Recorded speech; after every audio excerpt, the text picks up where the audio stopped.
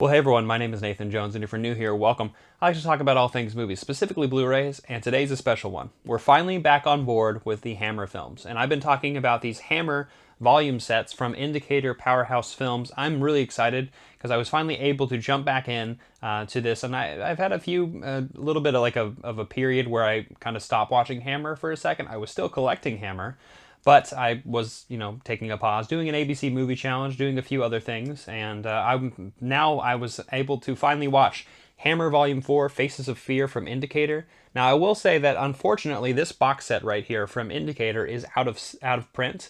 But it is still, these individual titles from Indicator are available on their website. And then also, if you want in America, if you're not from the UK or want to, get this over here, it's also available on the Mill Creek Hammer Films Ultimate Collection right here. All the titles are available in that box set as well. But I really love these Indicator box sets because of just the packaging on top of the special features that are involved. Because the special features, these are stacked, and I'll be talking about those today because I was able to watch all of it. And the films themselves, I'll talk about each of them, and I'll talk about the special features, what I thought about it. So I'm really just going to be unboxing this, and so I was really excited to jump into this box set in particular. But stick around for the end of the video because there's actually a little bit of a surprise from Indicator. I was able to get a little bit early, but yeah, we'll be talking about that a little bit later. But first, before I jump into this box set, so the first film in this box set is Revenge of Frankenstein. This is actually a sequel to The Curse of Frankenstein. And I definitely needed to watch that film first before I jump into this one, because this one actually is a sequel to the first movie, which Hammer doesn't, they don't normally do that. So, before we even jump into this, let's actually talk about The Curse of Frankenstein from Warner Archive right here. All right, so like I said, before we jump into this Indicator box set, we have to talk about The Curse of Frankenstein. So, in 1957, this was the landmark year for Hammer films and for the gothic horror, because this is definitely what set up what, the Hammer films of, what we know from this point on, what we see from Christopher Lee, Peter Cushing, and those legendary collaborations, even though, they were on and off screen with each other and a lot of different things, but then also Hammer has a lot of regulars, a lot of people who are involved with their films. So director Terence Fisher, for instance, Michael Carreras, who is James Carreras' son, Jimmy Sangster wrote the story here. We just have a lot of people who are involved who are Hammer regulars, especially early on in the company's production from this point on, right? So this is a really great film. So besides Peter Cushing and Christopher Lee, we also have Hazel Court, who plays pretty much Peter Cushing's love interest, even though she really wants him, but Peter Cushing has no interest whatsoever. We'll talk a little bit about the interest as well. We also have Robert Urquhart, and he's really brilliant. He's like the assistant of Frankenstein. And so this is just a really, really fantastic film. I'm sure most of you already know this, but this is actually from Warner Archive. This was actually just put out last year, the very end of last year. So this is actually a really welcome surprise to get on Blu-ray. But this has a lot of special features. And it has different versions of the film on this box set right here, with two different versions restored and remastered with 4K scans. And it also even has the open matte version that I guess was on TV a lot back when it was premiering just, on cable, right? For US audiences and also UK audiences as well. But it has a bunch of extra features here, with regulars that we would see in Indicator as well, and then also new faces who are film experts, film historians, authors, critics. These people are actually talking about the films and the history of the time period and where the directions would go. It's really fascinating. So it's a 2-disc collection. It's really, really fantastic. But to kind of briefly talk about this film now. Obviously, this is actually one of the first Hammer films in color, Eastman color, and it was actually expensive at the time to put this out on color because they, Hammer films had before kind of relied on some science fiction, a few years prior to that, because X the Unknown was around this time. We had the Quatermass experiment. This was also prior to that. And so they were kind of focusing on that. So this was a gamble, and the gamble worked out. This was incredibly successful. It was, taken overseas. It was loved by a lot of people. And and it actually has a little bit of a tumultuous history with the Revenge of Frankenstein, which we'll talk about in a little bit. But with this one, it just really took off for Storm, and it was really great. Christopher Lee's makeup is iconic in the like just undead nature of it. It's almost like this weird combination of Boris Karloff's Frankenstein, but obviously uniquely their own, and they wanted to make it more grotesque, less bolty, I suppose, and like more dead flesh and stuff. And it's also just like a takeaway from Mary Shelley's actual creation, because Mary Shelley's creation, if you read the book Frankenstein, then you'll see that the creation actually was really beautiful, but there was something wrong with the creation. You could tell in the eyes. So I think the eyes are actually really brilliant in this one as well. Christopher Lee has like one eye that is like just really dead, and then there's one that's like still alive almost. And you can see it in the performance by Christopher Lee as the monster, and it's just really fantastic. And yeah, so besides that, I really love Jack Asher and his lighting in this film. I think it's brilliantly designed and set up, the camera angles, and it's very vibrant. Like I said, this Eastman color really helps for this time period, and like really set up what we would do at the studios that they would eventually settle in, and then just stay there for a lot of their productions, which is just really, really great. James Bernard does the score, which I really, really love as well. I think it's very welcome, and we would see further collaborations with Hammer and James Bernard. And I can't think of anything else. This is a really perfect start for Hammer on their gothic journey, and I'm super excited that I was able to watch this movie. And like I said, I haven't really talked much about the plot itself, but I will say that Peter Cushing just steals the show. Peter Cushing and Christopher Lee. Peter Cushing is just this demented scientist who, initially in the Frankenstein story, we would be thinking of something where we would maybe be a little sympathetic for this guy who accidentally created life. But he's really just insane and charismatic and sociopathic, right? He definitely like cuts off a lot of. He's just really charming, but at the same time is very nefarious in the things that he does, and very criminal in the way he gets his body parts and the people that are involved with his schemes, like Robert Urquhart's character, right, who is jumping in on board, is like, yeah, I'm gonna do this, who was initially his tutor in the film. And so it was really interesting to see that, and I really loved this film. I'm so happy. I was able to see it twice, actually. I watched it a few months ago when I first picked it up, and then I was like, okay, well, I need to revisit this again once I get into this box set, right, from Indicator, because I want to watch Revenge of Frankenstein, which is actually a direct sequel to this film. It's a nice follow-up, because at the end of this film, we see Frankenstein kind of being led to the gallows, right? So Peter Cushing is being led to the gallows, and yeah, like, well, how do you end that film like that and then start with a new sequel, right? But yeah, this is a really, really fantastic film. If you haven't picked this one up, definitely get it from Warner Archive. I believe that since the shop is not open anymore, it is now on Amazon. So if you can, do yourself a favor and get this. It's brilliant. If you love horror and if you love gothic horror, this is the place to start, right?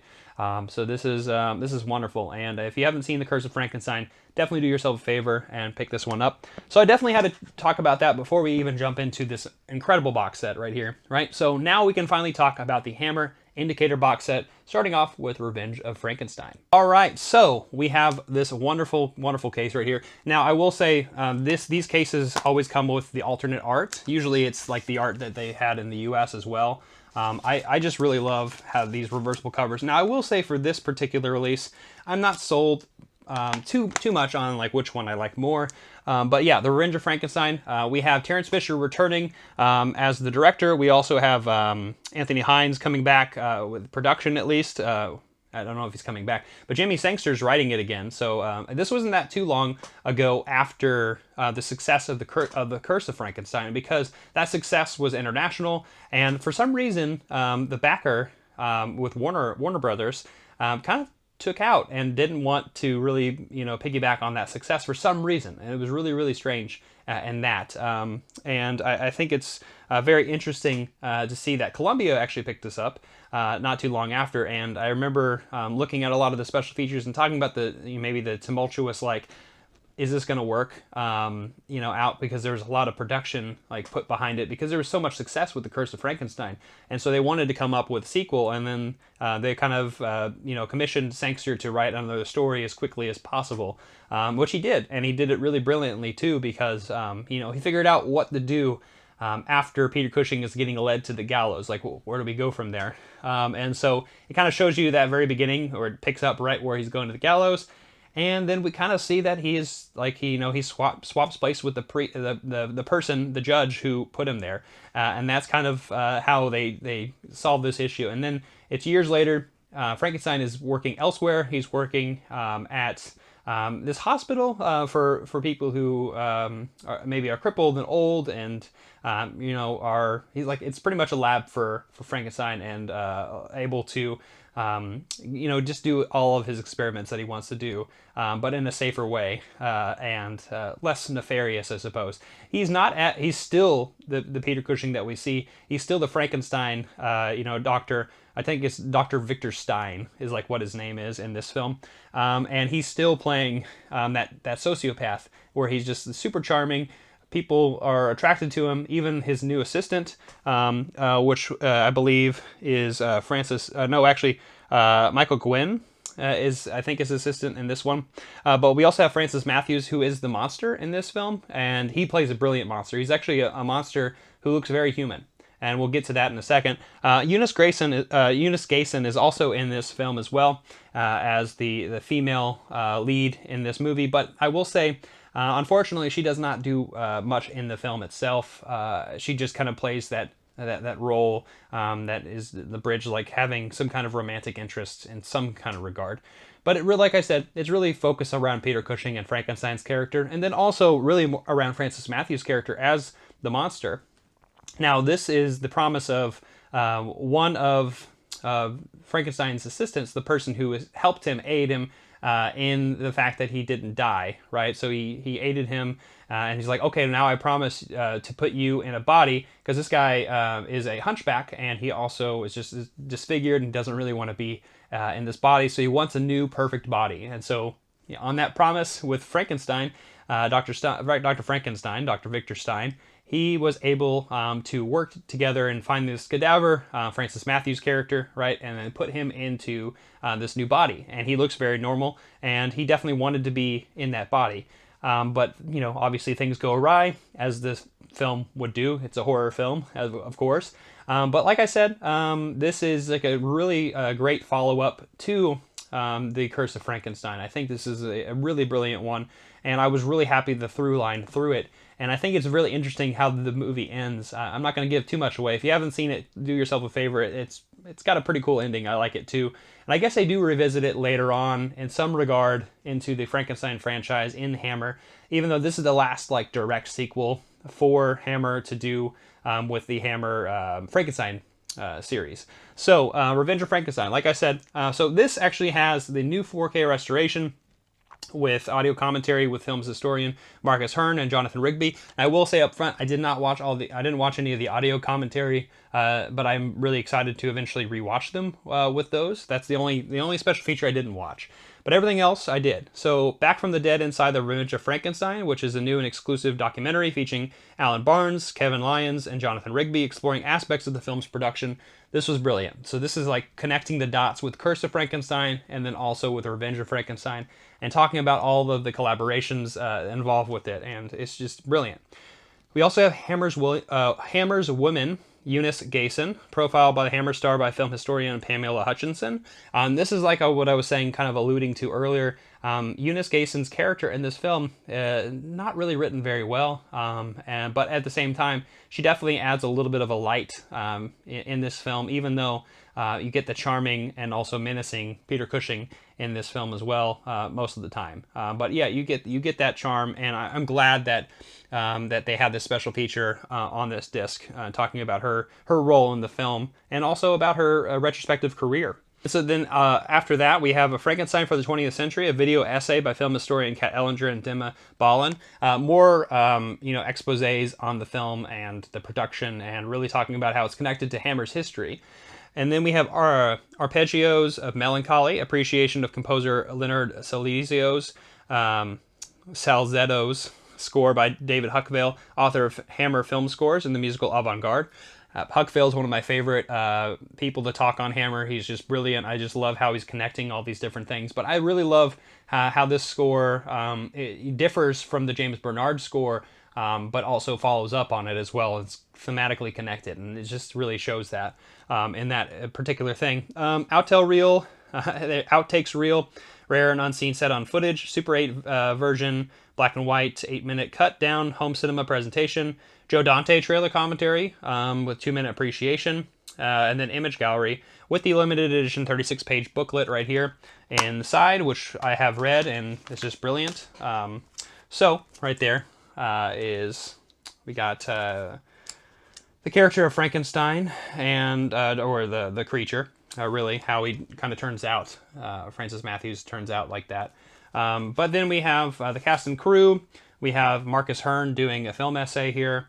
Hammer, Columbia, and the Revenge of Frankenstein, talking about the production here. The failure of Frankenstein, Hammer, Columbia, and the Tales of Frankenstein. Like I said, Columbia picked this up, and so Columbia picked up from where Warner Archive kind of dropped out, and obviously Hammer would go on with Columbia and their American distribution and go off really, really well. And then it also has, and also just these brilliant stills from the film itself. Always wonderful to see that.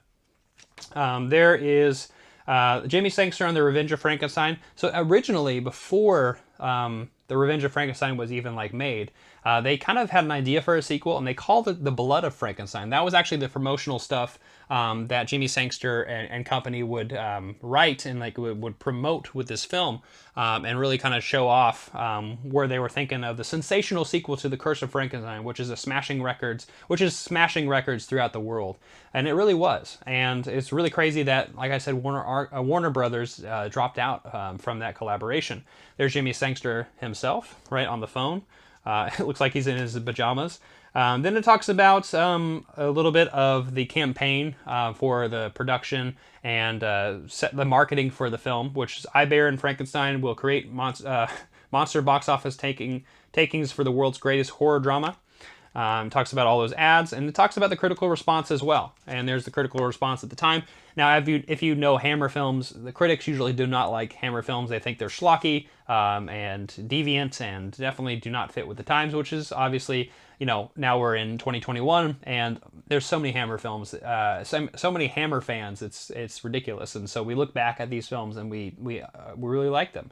And then talks about the presentation and who was a part of the box set itself and the people who are involved in restoring this film and really kind of putting it together. But yes, that is The Revenge of Frankenstein. It's a really, really great film. I think it's an amazing sequel to The Curse of Frankenstein, two really excellent films. And I really love how this film kind of shows the Frankenstein monster that is willing to become the monster, right? And really wants to change. And that's not really shown in very many Frankenstein adaptations. So, Revenge of Frankenstein, definitely check this one out. Now we're going to move on to The Two Faces of Dr. Jekyll.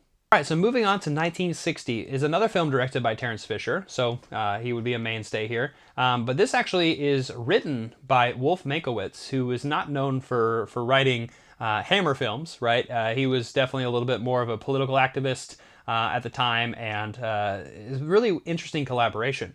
This is produced by Michael Carreras, who is really heading a lot of Hammer at this time now, because his father, James Carreras, is the one who owns Hammer. So this film right here is starring Paul Massey as Dr. Jekyll, right here, and Mr. Hyde as well. We have Don Adams in here, and Christopher Lee plays a role in this as well, and he plays a really great role too. So this is actually the cover of The Two Faces of Dr. Jekyll that I really love. Now, this is not the original cover in this box set. So the original cover right here is actually this one, which actually was rather scandalous at the time, because if you see, there's two people in bed, which, I guess in the UK censors back in the day, that was definitely a little bit ooh, that's risky. That's risque. It's a no-no. But this is a really fantastic film. It's really unique. Like I was kind of mentioning with Wolf Mankiewicz, he's not really known for writing Hammer films, so the script, it feels like a screenplay or like a theater production. It could be a theater production, which is really interesting. And this is something that The Two Faces of Dr. Jekyll, this is a different take on the Hyde and Jekyll story. And so we actually have Dr. Jekyll, who is this rugged, ugly-looking old man with a face piece. He's got like a weird, like stick-on beard. And that's one of the things that I actually kind of initially was like, oh, this is going to be one of those films where the production really is noticeable. Because that stick-on beard is really incredibly noticeable.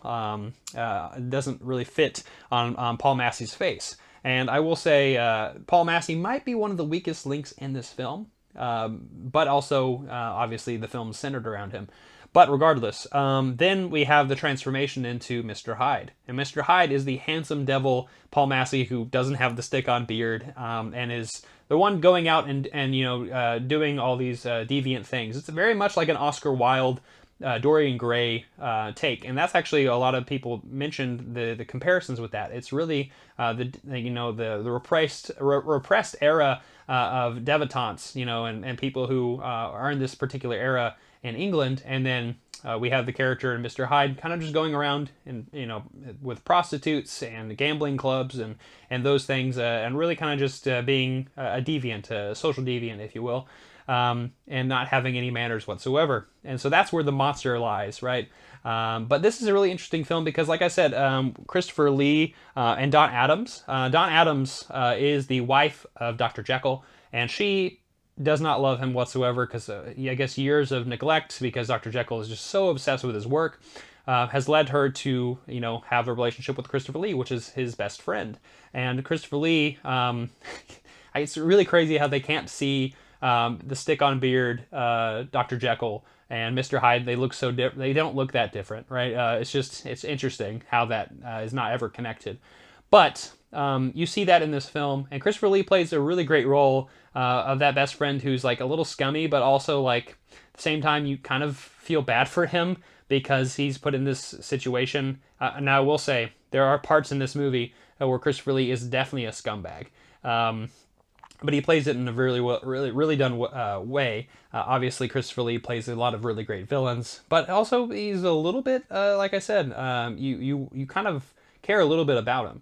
Now, there's a really great scene in this film, in particular, with a snake charmer, and it was really risque at the time to put this. And there's a U.S. censored version on this disc that cuts that scene like in half. And there's actually, I will say, there is a cut version of this particular film where they just kind of cut a lot of it out. But this film is 89 minutes, so it's about 90 minutes long. So let's actually look at the special features real quick. It has the high definition remaster, audio commentary with film historians Josephine Botting and Jonathan Rigby. Here's another special feature, Identity Crisis Inside the Two Faces of Dr. Jekyll, new and exclusive documentary with Alan Barnes, Kevin Lyons, and Jonathan Rigby. So you'll see that in this box set with those three collaborators, really talking about the production and the people involved with this film and how interesting and unique this Dr. Jekyll story is. Then we also have Hammer's Women, Dawn Adams, profile of the Hammer star by British cinema expert Laura Main. A really fantastic take and look at Dawn Adams' career through Hammer and then also outside of Hammer. Then we have interview with Paul Massey, an archival audio recording of the film star. This one was really cool. So Paul Massey was interviewed in 1967, so this came out in 1960, so 7 years later. Paul Massey's really doing like theater work, and I guess this archival interview was done by a fan, a Hammer fan, and he found him at the theater production that he was at, and he actually recorded a conversation with him. He was invited backstage to talk to him, and Paul Massey agreed to this interview and agreed to being recorded. So this was like a personal interview that was happening between him and his friends. And then Hammer, or I guess Indicator, was able to get it, and is perfectly fine because it's released, and they explain it, before the audio interview is shown. But it's really fascinating how that works. And Paul Massey seems like a really cool dude, and that's what I love about it. And then it also has Now and Then, Wolf Mankiewicz. An archival interview featuring the screenwriter and conversation with broadcaster Bernard Braden. This is from 1968. It's about 30 minutes long. And this is really interesting because Wolf Mankiewicz is really just talking about the state of Israel and also his relationship with the U.S. and living in and out of the states. And then talking also about England as well, and Israel, and kind of going in. It's very political, which is a really interesting take and look into the time period as well, because this is this is really fresh off of when that happened, and still fresh today, unfortunately. And I don't want to talk too much about today's politics, but yeah, it's really interesting looking at Wolf Makowitz in relation to that particular era of time and how he writes. And then it has a Mauve Decadence, appreciation of composer Monty Norman's score by David Huckvale. Now this is really fantastic. I love the score in this. It's super jazzy and vibrant, and but it mixes with that Oscar Wilde life. So it's really up and down. It's very strange how it all works. And David Huckvale obviously does a really fantastic job talking about the music by Monty Norman. The Many Faces of Dr. Jekyll.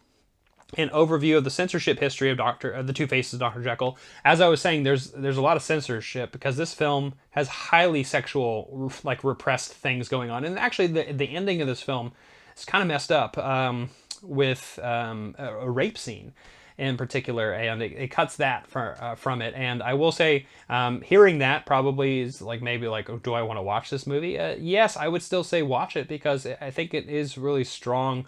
In the sense that it doesn't, it's not promoting this. It's showing how dangerous this is, and yeah. So without talking too much about the plot itself, it really does lead into why we look at the Dr. Jekyll and Mr. Hyde story, and seeing how problematic everyone in this film is in some degree, right? And the tragedy of some of it. So it talks about that. It also has the original theatrical trailer, a Sam Hamm trailer commentary, and then it also has the booklet, which the booklet is fantastic as well.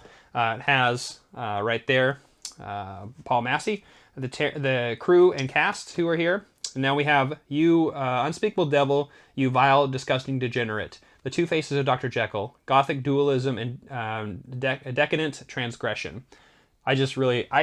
The themes of this film are really fascinating, and it's unlike, like I said, any Dr. Jekyll story you would see. There is right there Christopher Lee, and we also have Don Adams' character, and then I don't know if you can see right there, but Paul Massey's stick-on beard as he's talking to children. He hates children. Oh, there he is. There he is right there with that stick-on beard, about to inject himself with the serum. It also has exploiting the Two Faces of Dr. Jekyll. So the exploitation of this film, the marketing of the film itself, and the stunts. We also have the cast of the Two Faces of Dr. Jekyll. So these are actually, this was in, let's see, what magazine was this in? So press books for the Two Faces of Dr. Jekyll contained short biographies and anecdotes from some of the film's leading performers, and some of it was sold to fan magazines and gossip columns. And so it had some of these interviews in it, and there with all the cast and crew, all three of the characters I already affirmatively mentioned, and also David Kossoff, who's also in the film as well. Then at the end, right here, I believe we have a critical reception at the very end. Critical response with Christopher Lee fending off a snake, as you'll see in the film itself. But this is a really wonderful film. I absolutely really love it. It's really unique. It's dangerous. It's written by Wolf Makowitz, who, like I said, is very political, and the way he writes, and this definitely feels like it could be a theater production. So there is some flaws, like I said, with the stick-on beard, but overall, this is a really fantastic film. I highly recommend it. If you haven't seen The Two Faces of Dr. Jekyll and you really like Hammer or the uniqueness of the film, definitely check this one out. And that cover is just brilliant, just absolutely brilliant. So now we're going to move on to The Taste of Fear, or The Scream of Fear in America. All right, so now we're going to move on to 1961, to a film that is unlike a Gothic horror and more in the lines of a Hitchcock or Henry Georges Clouzot, like Diabolique, which came out a few years prior to this. And I'm talking about 1961's The Taste of Fear, or Scream of Fear in the US. I love this cover. Now, the original UK cover is Taste of Fear, and actually is brilliant too. Actually, you could interlace with these ones. I love them both.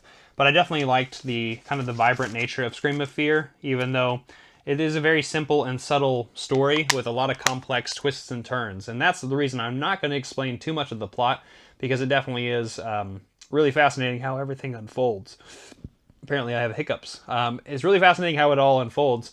But yeah, this is directed by Seth Holt, and Jimmy Sangster wrote and produced this one in particular, and it's one of his favorites too, not just Christopher Lee's. And I just really love how fascinating, like I said, this story kind of develops, and just goes into a lot of twists and turns. And I think that Jimmy Sangster really enjoyed that aspect, that he was able to write this, and he really wanted it to be made, and eventually it was in 1961. I think he did earlier drafts of this film, and or like wrote scripts of it, and it was eventually made. And but like I said, I don't really want to give too much away, because it's about a girl coming home with her father like crying out like, "Hey, come back home real quick," and seeing his stepmother. And also a driver who is there as well. And then we also see a few other characters in here, like Christopher Lee as a doctor. And not everything is right, and not everything is set up right, because, Penny, who is played by Susan Strasberg, she comes home, and she's crippled. She's in a wheelchair, and she's trying to figure out why did her dad send for her, and now her dad's missing as soon as she gets there, and trying to figure out why is he missing. And it's really fascinating how that goes. And I don't want to explain too much of the plot, but I will say some of the special features. It has a lot. This one is packed with special features, and it's just insane. And I watched it all, and I really enjoyed them all. High definition remastered, 2 presentations of the film Taste of Fear with the UK, rarely seen UK title sequence, and Scream of Fear with the alternate US titles. New audio commentary with Kevin Lyons. Then we have Body Horror Inside Taste of Fear with Alan Barnes, Kevin Lyons, and Jonathan Rigby, exploring the film's production and the people who were behind and how much they loved this film, how it was made, and Henry Georges Clouzot's Diabolique being a really big influence on this film in particular. Then we also have Hammer's Women, Ann Todd, profile of Taste of Fear, actor by Melanie Williams. So Ann Todd in this film, I guess she was kind of near the end of her career a little bit, and she plays the stepmother in this film, and she does a really fantastic job as a stepmom. But yeah, that's all I'll say too much about it, because she's definitely one of the people who are like, suspect. But also talking about her being involved with this film. And then we also have the BFI South Bank interview with Jimmy Sangster in 2008, which is a 68-minute archival audio recording of the celebrated filmmaker and screenwriter in conversation with Marcus Hearn at the London's BFI South Bank. So this was actually put over the film itself, like as an audio commentary almost. And so the film was in the background watching this, and Jimmy Sangster just kind of recalling how much he enjoyed this particular film, and actually going about his career retrospectively a little bit as well. Then we have the BEHP video interview with Jimmy Sangster, which is 117 minutes archival video recording in 2008, made as a part of the British Entertainment History Project, featuring Sangster in conversation with Jonathan Rigby. So that was a really cool. He's like in his office, like talking to Jonathan Rigby and talking about his time at Hammer. Really just kind of dives deep, because like it's nearly 2 hours long, this interview. It can be a little daunting, but it was fun to watch, and I split it up into two nights when I watched this. Then it also has, finally, the BEHP interview with Douglas Slocum, part 2 from the Hammer to Spielberg, 1988, 82-minute archival audio recording featured the renowned cinematographer in conversation with Sidney Cole. So this is another thing that Sidney Cole is pretty much put as like an audio commentary. So the film was playing in the background, and this interview plays with it. And Sidney Cole, the cinematographer, really talks about how he had his time with the film itself, and it was actually really great. And hearing him kind of reminisce about this film in particular, and the idea of this film being shot in black and white, that was another big thing too, because at this time, they had just dived into the color, and they definitely were like, well, like the people who were backing this film wanted it to be in color, but they were insistent this would be black and white, and it's brilliant as a black and white film, and it definitely should be. So then we also have Fear Makers, a camera operator Desmond Davis and assistant sound editor John Crome recall the making of the film and how much they enjoyed it. Then we also have Anxiety and Terror, appreciation of Clifton Parker's score by David Huckvale. The score is really really fascinating too, because like I said, it's connected a lot to that Clouzot Hitchcock feeling, and it's really, really fantastic there. Super 8 version of it, theatrical trailer, Sam Hamm trailer commentary, and then the image gallery, which has also this amazing booklet right here. There's Susan Strasberg just trying to figure out what the heck is going on. The Taste of Fear. That is a brilliant, brilliant thing there. Taste of Fear by Marcus Hearn, a little bit of a film essay on the people who are involved with this. We also have Jimmy Sangster on The Taste of Fear. Like he was talking about in 2001, he wrote Inside Hammer and talked about how one of his favorite movies he ever made right here. Then we have also Foretaste of Fear, Columbia's publicity machine. And so right there, that is the marketing of Taste of Fear. And then Exploiting It right there as well. And then finally in here is the critical response on the film itself. And a lot of people actually like this one a lot more so than other Hammer outputs because it didn't really resemble a Hammer film. And that's, I guess, why it was so successful and why... But it's really not talked about. I don't really hear people talk too much about it. But I want to say that the films that Hammer did that were kind of outside of the gothic horror that they're known for are also still really brilliant and really, really great. And so Taste of Fear or Scream of Fear, certainly see this one. This one, like I said, it's more of a watch than me telling you about it because it's definitely one of those movies you got to experience, and it's a lot of fun, and I really, really love it. And yeah, this is a really great film. So let's actually now move on to the final film in the collection, The Damned, or These Are the Damned. All right, so now we're moving on to 1962.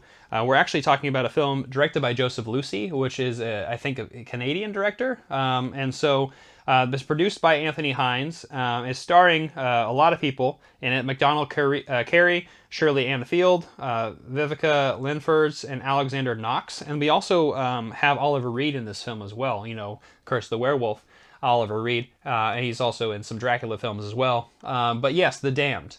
Or These Are the Damned, as it would be in America. So there's actually 3 versions of this film. There's actually 2 96-minute versions, the UK and US, like I said, The Damned or These Are the Damned. But there's also the rarely seen original 87-minute UK theatrical cut of The Damned. Now, I watched the complete 96-minute version of the UK presentation, so I wasn't able to watch the other 2 versions, but it's really interesting. The censors are the reason why this thing was cut. So this film... the screenplay is by Evan Jones, who actually was commissioned to do this very last minute because Joseph Lucy did not like how things were, and I guess Joseph Lucy was really difficult to work with. But this is a really strange film because it's so many different things. The genres are all over the place with this movie. It almost starts off with like, okay, this looks like a crime, like a delinquent film, kind of a coming of age kind of romance thing going on. And then it kind of turns into a sci-fi film. And the sci-fi film that has a message, right? So there's some political things here too, but it's also an art film too because there's a character in this film played wonderfully by Vivica Linfors, who is one of our main characters in this film. He's also a sculpturist, and the sculpturist actually, Elizabeth Frink, is the actual sculpturist, and actually I think Joseph Lucy really wanted her sculptures to be a big part of like kind of the allegorical messaging of the film with birds, and birds are really big and kind of just seeing like this kind of surveillance that's going on in the film itself. But this is actually based on a book called Children of Light, and like I said, it's got some really crazy different genre mix-ups, and it kind of goes all over the place, but it's a lot of fun. There's a lot of children that are involved with this film as well, because it really is about these underground children halfway through the film that you see where they're being stuck underground through radiation. So there's a lot of Cold War paranoia going on. I guess Joseph Lucy was blacklisted around this time during the Cold War. You know, if we go back to the McCarthy era, he was ousted outside of the States, and so he definitely was on the blacklist in that regard. So he was able to come and find work with Hammer and did The Damned. But yeah, this is a really, really great work, and this actually is also stacked to the brim with special features. But I didn't show you These Are the Damned, the other alternate cover right there, which actually this looks a lot more like a horror film. So it's really weird how that dynamic, you see there's like this, you know, adolescent gang versus like almost like a horror radiation type of film. It really is a weird bunch and a weird mix, but it really is unique. And I will say, out of all the films in this collection, this might be my least favorite, but it's still worth a watch, and it's still really great. So let's actually look at the special features real quick. So, like I said, it has those 3 versions of the film on this. It also has audio commentary by Kat Ellinger and Sam Deegan. On the Brink, Inside the Damned, new exclusive interviews with Alan Barnes, Kevin Lyons, Nick Riddle, and Jonathan Rigby, exploring the aspects of the film. Like I said, they were talking a lot about the blacklisted director, the different genres that it was blending with. It kind of has a message here, too. It's a little bit political in that regard. It also has Hammer's Women, Vivica Linfors, profiled by the renowned actor by film historian Lindsay Hallam. That's really, really great, talking a lot about Vivica, but also talking a little bit more about Elizabeth Frank and her role in the film itself. Looking in the Right Place, actor Shirley Ann Field recalls working with Oliver Reed and Joseph Lucy. I really liked kind of going back and seeing the people involved with the film. So Shirley Ann Field is like one of our main characters in the film itself, and she plays, I guess the sister to the brother of Oliver Reed. Oliver Reed is the head of this biker gang. I haven't really talked much about the plot. And she is pretty much running away because all they've known her whole entire life is this delinquency, just kind of robbing people. Run into McDonald Carey's character, and McDonald Carey is like an older Humphrey Bogart-like character. And this romantic interest, that's one of the things that I guess troubled me a little bit. Is like there's a big age gap here, and it's a little weird seeing how she's like, oh, I'm, barely 20 or around roughly, and this guy who's 40, retired, going on his travels, and finds her, and then kind of develops a love interest there. It's really interesting how that works, but such are these films.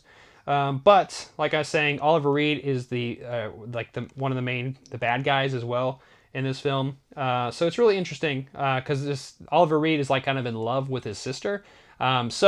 Like I said, talked a little bit about those aspects, and I know that seeing Shirley Ann Field talking about it is really interesting all those years later, back in 2019. Children of the Damned, 24-minute former child actors David Palmer, Kit Williams, and Christopher Whitty discuss their experiences of making The Damned. So some of the kids who were involved with the film itself, thinking about their experience with it. Really fascinating there. Then we have Something Out of Nothing. Screenwriter Evan Jones reflects on his first feature film credit. Like I said, he was kind of put last minute. Joseph Lucy he wasn't liking how it was written, so he hired Evan Jones and did it really, really fast. And so he talks a lot about that. And then we also have Smokescreen, interview with camera operator Anthony Heller. Then we have Beneath the Surface, interview with filmmaker Gavrik Lucy, the son of director of Joseph Lucy, talking about his father and talking about the retrospect of his career. So it's really interesting to see that. And then we have Beyond Black Leather, academic IQ Hunter discusses The Damned. No Future, appreciation by author and film historian Neil Sinyard. The Lonely Shore, appreciation by James Bernard, score by David Huckvale. So like I said, this one is jam-packed with special features too, just like Taste of Fear was. Has a lot of special features here. We have the isolated music and effects track. And also there's like a particular song James Bernard wrote in this. What's it called? I have it, Black Leather Rock song. Black Leather Rock. I can't sing it. Don't ask me to, but it's one of the first like song credits. Like he's known for his score. And it's really catchy. It's in the film itself. You have to watch it to know what I'm talking about. Then Joe Dante does a trailer commentary on here, image gallery, and then we have the 30-page book right here. 30-page book. We have a 36-page book. Can't count, apparently. There's Oliver Reed right there as one of our main characters. His name is King. Then we have The Damned by Richard Combs right there. So the film essay here. Then we have, let's see, there is those characters, MacDonald Carey, and Shirley Ann Field, that age gap. Like I said, the Humphrey Bogart character, MacDonald. Joseph Lucy on The Damned, and he wasn't super on it, and he's like kind of up and down with the film itself, and so it's really interesting to kind of see his take on it. And I guess there's like the ending, one of the endings of a helicopter versus somebody coming in and doing this particular scene that I'm not going to really mention too much about, but there's like some differences here in like how the direction he wanted it to be, and it was pretty political in that regard. And then there is a really good image of the gang, kind of the Teddy Boys, if you will, going against, one of their own, really. So that right there, actually, where is it? And then we have Exploiting the Damned right here, talking about the marketing and the people that can be involved with it. And then we also have, of course, the critical reception at the end right here, critical response of it. This is a really, really great film. And like I said, it's a really strange one because of Joseph Lucy's interaction with it and his role to the film, and also all the different genres that it has, because it's really all over the place. Yes, that is the Hammer Indicator Volume 4 Faces of Fear box set. I was finally able to watch this film and these films, and also The Curse of Frankenstein, and was very happy that I was able to do so. So have you seen any of these films? Are you interested now in watching any of these films? Let me know in the comment section down below. But before we go, I do want to kind of highlight something that I just got in the mail a little bit early, and I'm super excited about it. I'm just going to flash it to you for a second. That sounds weird, but I'm gonna show you it for a second and show that like I'm gonna be watching this very, very shortly, and I definitely will be talking about these films in a future video. I finally got Columbia Noir number 3. This came out a little bit early in the mail, and I was really excited about it. So another Indicator Powerhouse film collection that I'm super excited. I haven't even opened it up. It's still in its shrink wrap. But yes, I love Indicator, and I hope you can, eventually get these individual title releases if you don't have the box set yourself.